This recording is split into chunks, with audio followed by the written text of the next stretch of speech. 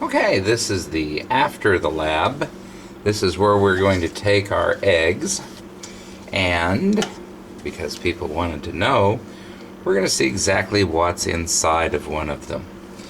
Alright, so I've got my razor blade here. We have one of the eggs, and I'm wearing rubber gloves because this is an incubator for all kinds of bacteria now. Now, as I feel this, what we would call palpitating it, I can feel the yolk in the middle. So it's that, it gives that much space. So let's see exactly what's in here. I'll take a razor blade, and as you can see, there's the albumin. That's the white. And if I pull that back, that's the yolk. That's the yolk of the egg. It has turned solid. Now, usually the yolk is runny, but in this case, it has turned solid.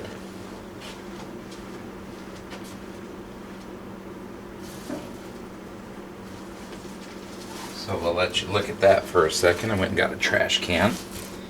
Okay, so one egg done.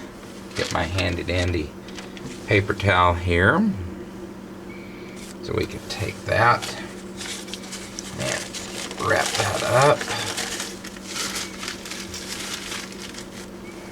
Put that in the trash.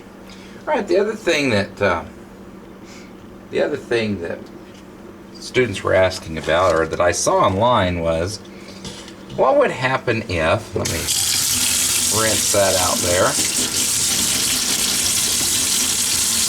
The other thing that was asked about is what would happen if we took our egg and we dropped it. As you can see, I'm holding it at about, this is about a foot above the bottom of the sink, and as you can see, they bounce. So there you go. So that's our after the lab activity. Alright, so now here is the egg that we used in the video. This will be the last one I do. Alright, so we're going to take it. It bounces from about a foot. Now, people wanted to know, how high do you have to go?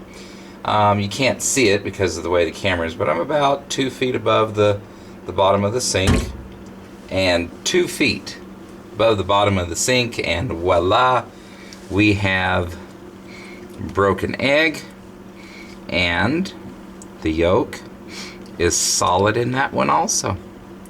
So there you have it. We have checked to see what was inside the egg, the white and the yolk. We have checked to see how high you have to go to get one to go splat, about 2 feet.